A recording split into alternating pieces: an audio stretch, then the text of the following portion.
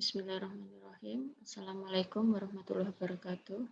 Kali ini kita akan belajar tentang mix design, bagaimana kita membuat desain campuran dari bahan beton.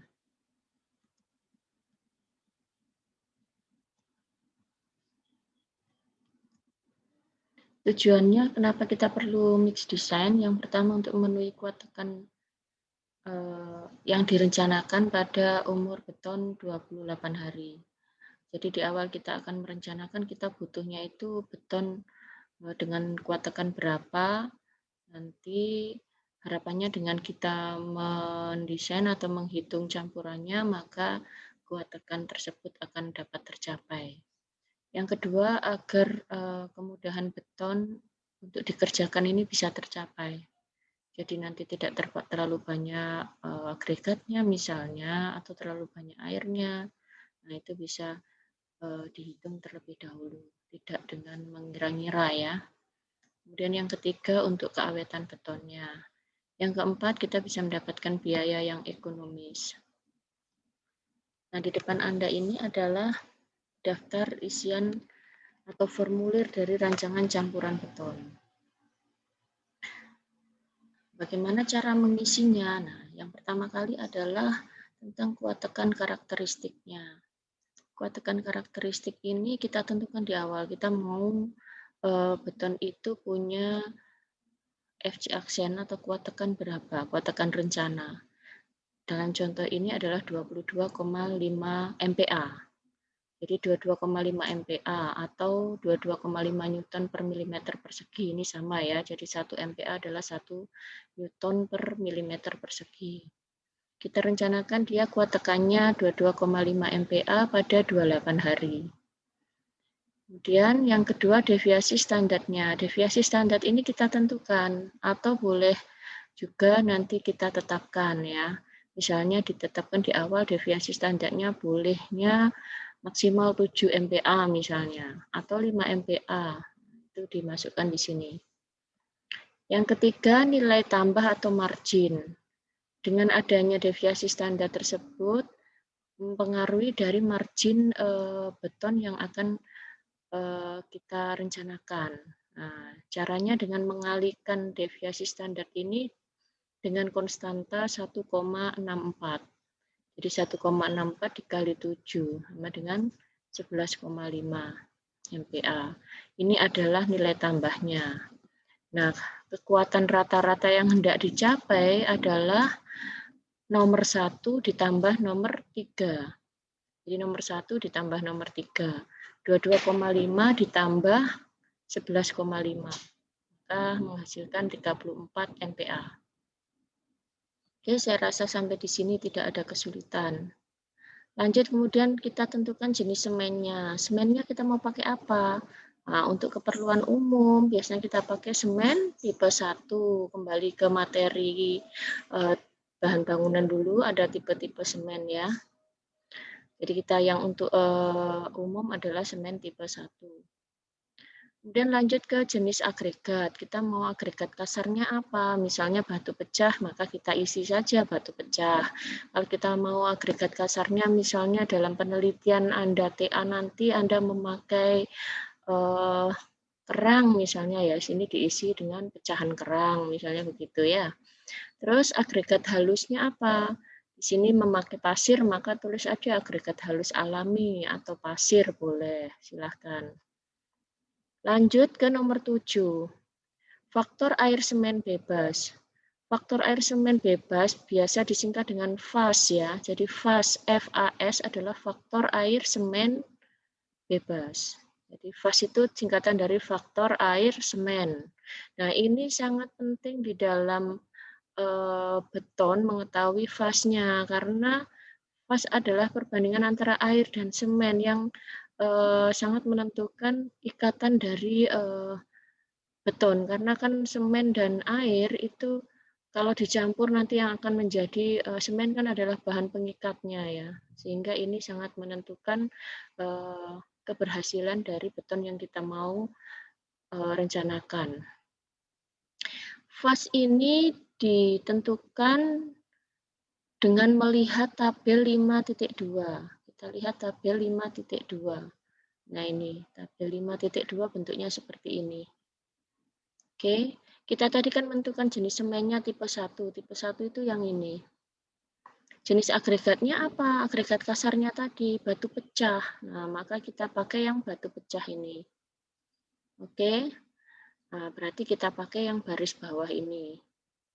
Kenapa? Karena yang baris atas ini adalah agregat kasar yang alami. Misalnya kalau Anda memakai apa namanya kerikil. Kerikil itu kan alami ya, atau koral.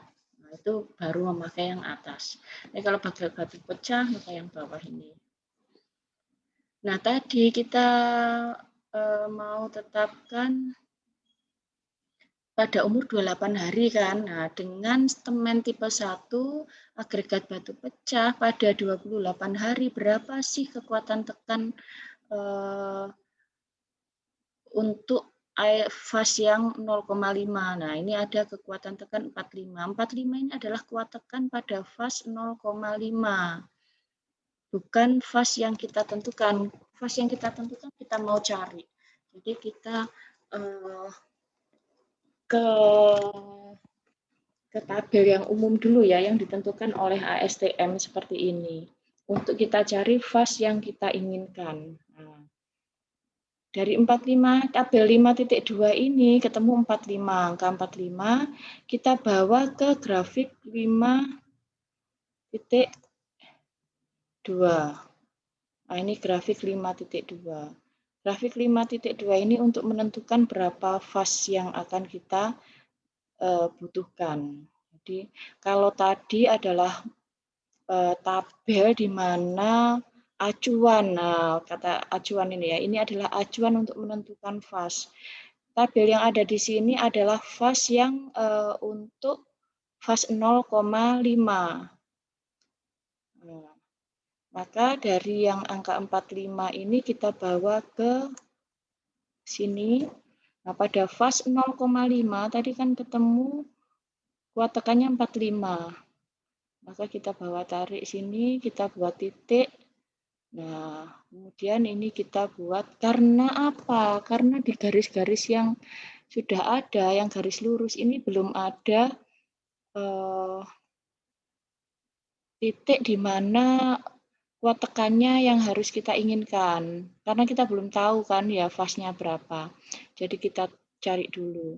Angka 45 dari yang tabel 5.2 kita bawa ke kanan, memotong fase 0,5 karena di tabel 5.2 tadi adalah untuk fase yang 0,5. Kita tarik ke atas, ketemu dengan yang 45. Nah, ketemu di titik ini kan. Kemudian kita buat lengkung mengikuti yang lengkung garis lurus. Nah, kita buat lengkung putus-putus begini. Nah, grafik lengkung putus-putus ini yang akan kita pakai untuk menentukan fase kita, fase yang kita inginkan. Oke, yang kita inginkan tadi kan kuat tekannya berapa?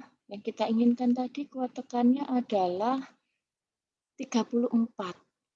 Betul ya? Kita lihat di sini yang kita inginkan nomor 4 ini kan 34 MPa.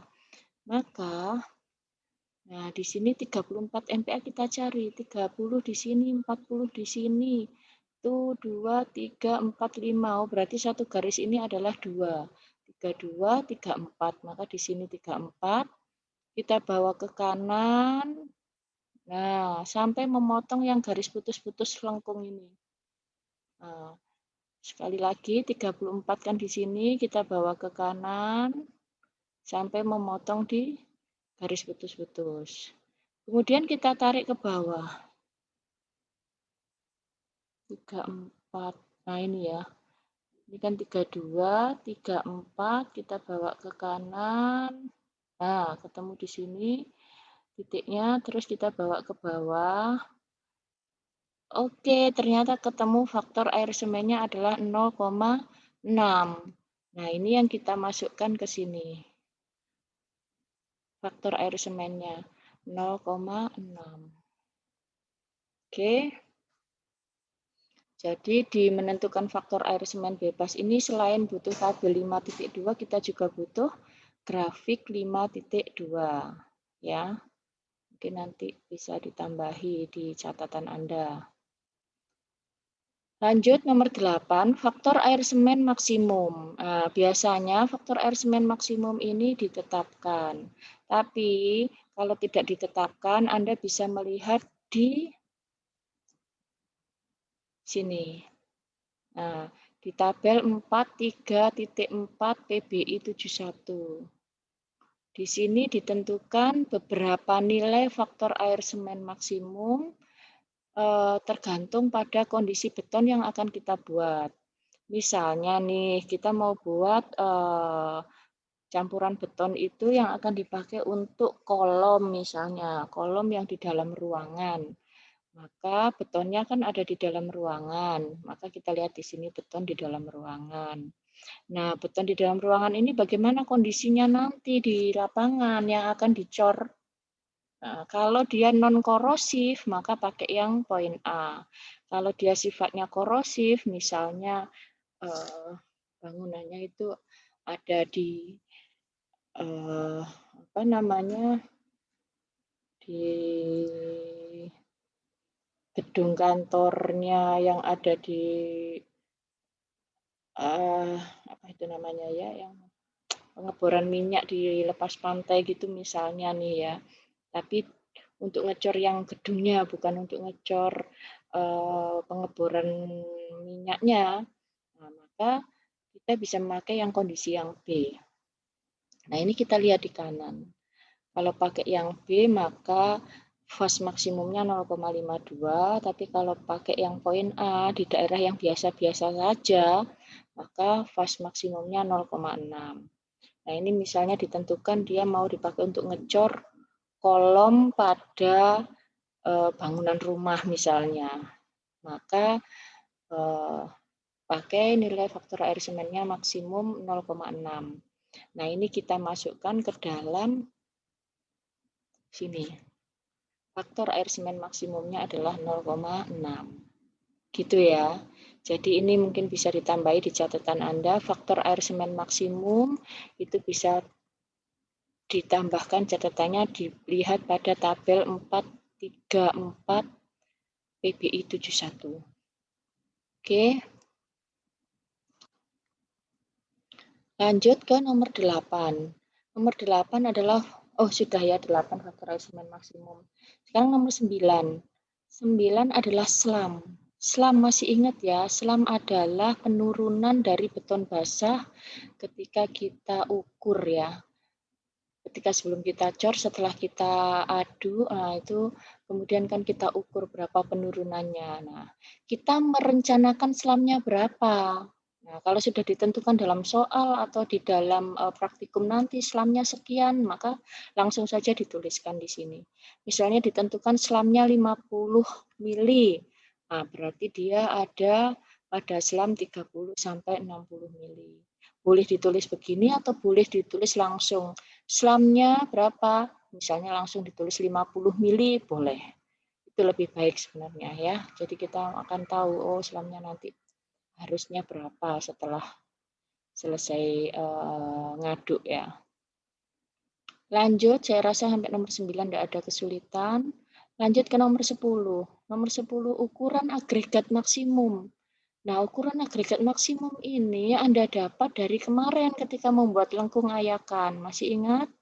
Ketika membuat lengkung ayakan, kan ada dua jenis lengkung ayakan campuran, Ketika membuat lengkung ayakan campuran, yang terakhir, PR terakhir Bu Andar minta, itu kan ada dua kategori lengkung campuran ya. Ada diameter 20 dan ada diameter 40. Nah, dia masuk di dalam range yang mana grafiknya? Kan sebelum Anda mix design ini kan sudah mengayak agregat kan, yang lengkung ayakan kemarin. Kalau dia masuk di lengkung 40, maka berarti diameter agregat maksimumnya adalah 40 mili.